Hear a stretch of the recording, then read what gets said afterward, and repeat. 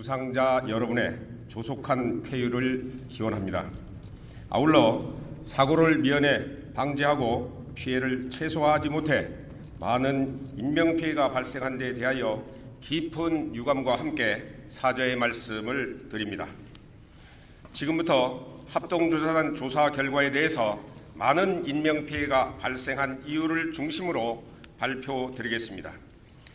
이번 화재는 부실한 방화관리와 건축구조상 급속한 화재 확산 그리고 소방 대응력의 부족 등이 복합되어 많은 인명피해를 가져온 인재이며 충북소방본부와 제천소방서의 초기 대응 과정이 부실했다는 지적이 제기됨에 따라 사고 발생의 원인과 책임을 철저히 규명하고 향후 유사 사고의 재발 방지 및 소방 대응 역량 제고를 유도하기 위해 지난해 12월 25일부터 어제까지 총 17일간 10분의 외부 전문가를 비롯한 총 24명의 인력을 투입하여 화재 현장 및 관계자 조사 그리고 다양한 과학적 분석을 실시하며 진행하였습니다.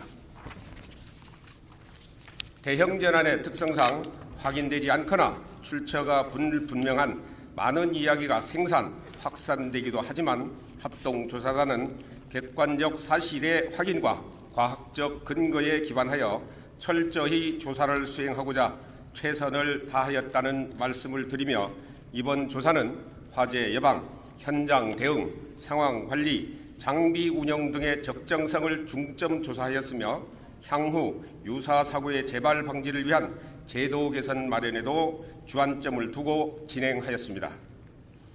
그럼 화재 원인과 대응 활동의 적적성 등 항목별 조사 결과와 관련자에 대한 조치 사항 그리고 향후 대책을 발표하겠습니다. 첫 번째 화재 개요입니다. 2017년 12월 21일 15시 48분경 제천시 하소동에 위치한 노블 피트니스 앤 스파 1층 주차장 천장에서 배관 동결 방지를 위해 설치한 보온등 4개가 축열되면서 스티로폼에 착화된 것으로 잠정적으로 추정하고 있으며 정밀 감식 결과는 국가수에서 발표할 예정입니다. 이후 착화된 불은 빠르게 확산되어 불붙은 스티로폼 용융물이 1층 필로티 주차장 위로 한꺼번에 쏟아지면서 주차장 내에 있는 15대의 차량과 외부의 1대의 차량 등 총 16대의 차량으로 급속히 동시다발적으로 확대되었고 이때 발생된 화염과 농연이 급속하게 전층으로 확대된 것으로 조사되었습니다. 이 화재로 인한 피해는 사망 29분 등 총 69명의 사상자와 약 20억 3,500만 원 상당의 재산 피해가 발생하였습니다. 두 번째로 화재 신고와 초기 소화 활동에 대해서 말씀드리겠습니다. 최초의 119 신고는 관리부장 김모 씨의 1층 사무실에 들어와 소화기를 가지고 가면서 불이 났다고 양모 양에게 말해서 15시 53분 사무실 전화를 이용해 119에 신고하였습니다. 건물 관리부장 김모 씨와 관리과장 김모 씨가 5분여 동안 소화기와 호스릴 CO2 설비를 사용하여 소화를 시도했다고 하며 소화 설비 사용을 한 사실은 확인되었습니다. 세 번째, 충청북도 소방본부 상황실이 신고 접수와 출동대 편성에 대해서 말씀드리겠습니다. 15시 53분경 최초 신고를 접수한 소방의 박상규는 15시 45분경 출동 지령하였으며 내용은 노블 휘트니스 앤 스파 지하주차장에서 불이 났으며 불꽃이 보인다는 것이었습니다. 15시 54분 1차 출동 지령대 편성대는 총 8대로 편성되어 있었고 2차 추가 편성대는 총 6대였으며 선착대는 관할센터인 중앙안전센터 차량 넉 대와 인원 13명이었습니다. 이 중에는 공익근무요원, 의무소방원까지 포함된 숫자입니다. 넷째, 2층 요 구조자로부터의 신고 접수와 현장 전파 사항에 대해서 설명하겠습니다. 충북 119 상황실에서는 2층 요 구조자가 119로 3회 신고를 하여 통화를 하였고 2층에 다수의 요 구조자가 있다는 사실을 정확하게 인지하였고 이 사실을 공용 휴대폰으로만 화재조사관에게 2회, 지휘조사팀장에게 1회 각각 통보하였습니다. 화재조사관은 2층에 다수의 요 구조자가 있다는 사실을 지휘조사팀장에게 구두로 보고하였으며 지휘조사팀장은 화재조사관과 본부 상황실로부터 인지한 정보를 소방서장에게 지휘권을 이양할 당시인 16시 16분에 하면서 보고하였습니다. 소방서장은 지휘팀장의 보고와 다수의 주변 사람들로부터 들어 2층에 다수의 요 구조자가 있다는 사실을 충분히 인지할 수 있었습니다. 이와 관련 충북 상황실에서는 무선이 아닌 유선을 사용하여 특정인들에게만 정보가 전달되었고 유선으로 정보를 받은 현장 지휘관은 무전으로 현장 대원들에게 정보를 전파하여야 함에도 이를 전달하지 않음으로써 현장 대원들은 2층에 다수의 요 구조자가 있다는 사실을 즉시 알지 못하는 결과를 초래하였습니다. 다섯째, 현장 지휘관이 현장 정보 전달 방법에 대해서 설명드리겠습니다. 무전 녹취록 분석 결과 상황실에서 현장으로 8회, 현장에서 상황실로 1회, 그리고 현장 대원들 간에는 다수의 교신이 있었습니다.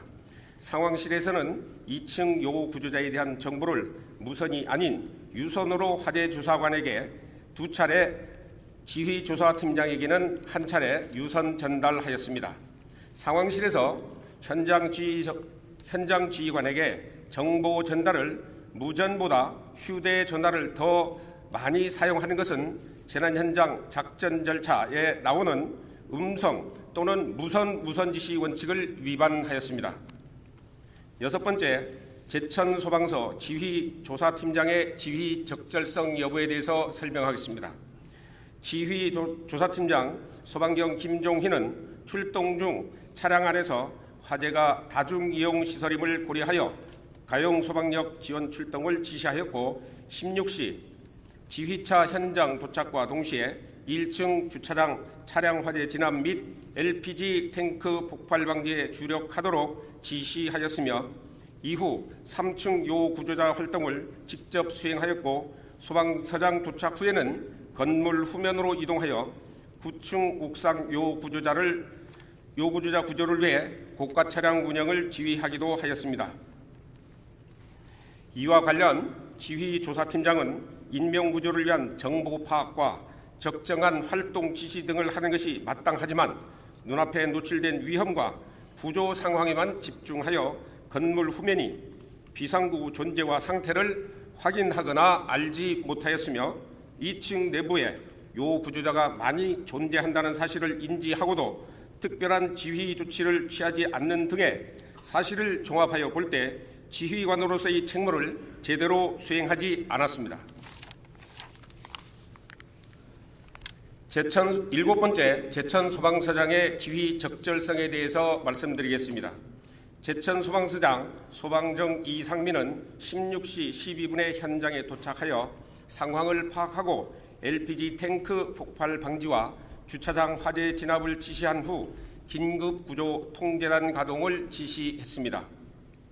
그러나 주변 사람들로부터 2층 요 구조자가 있다는 정보를 여러 번 들었음에도 8층 난간 요 구조자를 구조하기 위하여 불절 사다리 차로 구조할 것을 지시하였을 뿐 2층 요 구조자에 대한 인명구조 대책을 마련하지 않았으며 16시 16분에도 지휘조사팀장과 화재조사관으로부터 현장 상황을 보고받으면서 2층에 사람들이 갇혀 있다는 사실을 전달받았지만 16시 20분 사망 추정자 신원 파악을 위해 각 이송병원에 소방 인력 파견을 지시하고 16시 23분 소방본부장에게 화재 상황을 유선으로 보고하였지만 2층 인명구조에 관한 구체적인 지시나 행동은 없다가 16시 33분에 이르러서야 지하층 인명검색을 마친 구조대장에게 건물 전면 2층의 유리창을 파괴하여 내부 진입할 것을 지시하였습니다.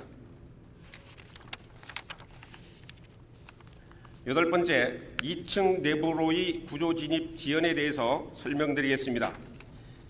내부 진입 통로 중 주 계단은 16시경 소방대가 도착 당시 화재 하중이 매우 큰 차량 16대가 최성기 상태였기 때문에 화염과 열기로 인해 진입이 곤란한 상태였습니다. 두 번째, 비상계단은 1층 방화문이 고인목으로 열려 있어 화재 초기부터 비상계단의 농연과 열기가 확산되고 있는 상황으로 16시 16분경 제천구조대가 외부 출입구를 통한 진입을 시도하였으나 농연과 열기로 진입이 곤란하여 후퇴하였습니다. 세 번째, 2층 유리창은 전면과 양측면에 있었고 1층에서 발생한 화염과 농연에 휩싸인 상태였으나 화세가 누그러든 일부분 유리창은 접근이 가능했을 것으로 판단됩니다. 최초 2층 진입은 16시 33분 소방서장의 지시로 제천구조대가 복식 사다리를 전개 외부 유리를 16시 36분에 파괴하고 16시 43분에 진입하였습니다. 또한 17시 05분 제천구조대장과 단양구조대 2명이 비상계단으로 진입하여 잠겨있는 출입문을 파괴하였습니다. 9번째, 고가사다리차 활동의 적절성에 대해서 말씀드리겠습니다. 고가사다리차는 16시 20분에 화재 현장에 도착하여 건물 옆 공터에 부수하고 사다리를 전개하여 9층 옥상에 대피한 3명에 대한 인명구조를 시도하였으나 민간 고소작업차가 먼저 구조를 하여 인명구조 활동을 중단하고 화재 진압으로 임무를 전환하였습니다. 민간 고소작업차, 일반적으로 얘기하는 스카이차는 높은 곳에서의 작업을 위한 차량으로 소방 고가사다리차보다 안전장치는 일부 부족하지만 크기가 작고 작업 준비 시간이 빠르기 때문에 기동성과 신속성이 뛰어나다는 장점이 있음을 알려드립니다. 10번째, 제천구조대의 구조활동 적정성에 대해서 설명하겠습니다. 16시 1분경 출동 지령을 받고 16시 06분에 구조대가 현장에 도착합니다. 16시 15분 제천구조대가 건물 3층 요구조자 1명을 에어매트로 구조한 후에 제천구조대는 다시 건물 지하 인명검색을 실시하였고 농연으로 계단참에서 철수하는 등 제대로운 구조작전이 이루어지지 않았습니다. 16시 33분 제천소방서장으로부터 전면 유리 파괴 및 진입로 확보를 지시받고 다시 진입하게 됩니다. 이와 관련 제천구조대가 지휘관으로부터 별도 지시를 받은 것이 없고 2층의 상황을 전달받지 못한 상황에서 도착과 즉시 3층 요구주자 1명을 구조하고 지하층 인명검색을 한 것은 부적절하였다고 볼 수 없으나 고열과 농연을 이유로 직상층인 2층을 검색하기 위한 진입에 보다 적극적이지 못한 것은 아쉬움으로 남는 점입니다. 11번째, LPG 탱크의 폭발 가능성에 대해서 설명드리겠습니다. 선착 소방대는 주차장 옆 건물과 105cm 이격된 LPG 탱크가 화염과 고열에 노출되어 있어 폭발 방지를 위해 우선적으로 방어 주수를 해야 하는 상황이라고 판단하고 진압 활동을 했습니다. 또한 건물 관리과장 김모 씨가 소방대원에게 폭발 위험이 있으니 방어해달라는 요청도 함께 합니다. 안전공학적으로 LPG 탱크 2톤이 폭발할 경우에 화구는 43m, 복사열은 139m, 폭발 압력으로 최대 72m 반경 내에서 인적, 물적 피해가 발생할 수 있습니다. 참고로 최단 폭발 시간은 5분이며 최대 대피 거리는 559m로 확인되었습니다. 따라서 화재 현장 최소 대피 거리 559m 범위 내에 대형마트, 아파트, 중학교 등이 위치해 있어 폭발할 경우 많은 인명피해가 우려되는 상황이었습니다. 이러한 사례는 2016년 9월 21일 경기도 광주에 있는 포장 완충제 공장에서 LPG 탱크 제천 화재와 똑같은 크기의 2톤 폭발이 되면서 26명이 부상을 입었고 폭발 파편에 100m에 떨어져 있는 거리에서도 중생자가 발생한 사례가 있습니다. 선착 소방대가 도착했을 당시 자동차 16대가 최성기 단계였고 LPG 탱크가 인접해 있었기 때문에 방어주수 소방 활동은 필요한 조치였다고 판단됩니다.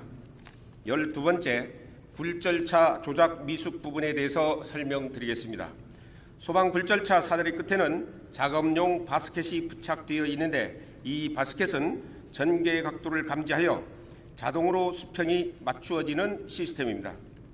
단일 원인 미상의 이유로 수평 조절 시스템에 이상이 발생하여 바스켓이 과도하게 기울어졌고 이로 인해 자동 조작이 어려워 수동으로 전환하여 조작을 하였으며 수동 조작 시 사다리 전개 속도가 현저하게 저하되었습니다.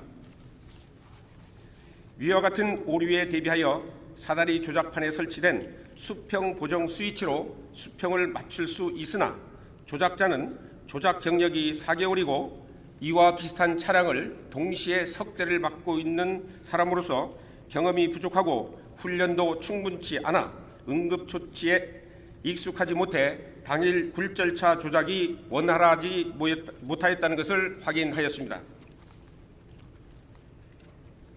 13번째, 당일날 16시 02분부터 16시 20분까지 무전 녹취록이 없다는 이유에 대해서 설명드리겠습니다.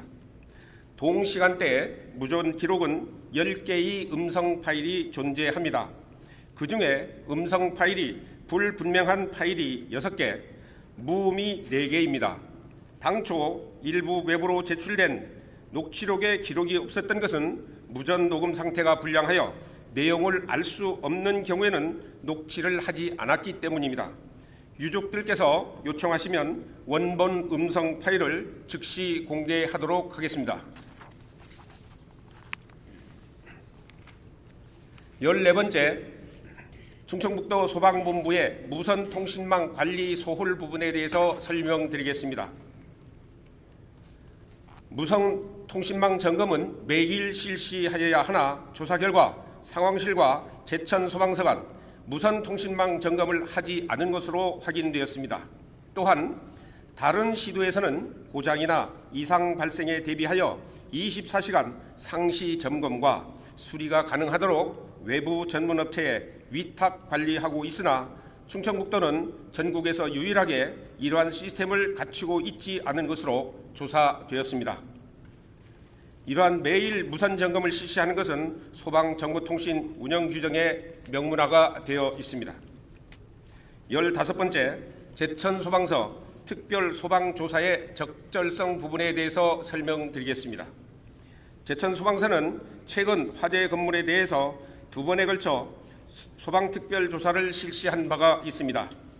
2016년 10월 31일 조사에서는 특별한 지적사항이 없었고 2017년 1월 18일 조사에서도 지적사항이 없었습니다. 이와 관련하여 소방조사가 적정하게 이루어졌는지에 대해서 추가 조사할 계획입니다. 조사 결과 부실 점검이 드러날 경우 조사자와 책임자를 의법 조치할 계획입니다.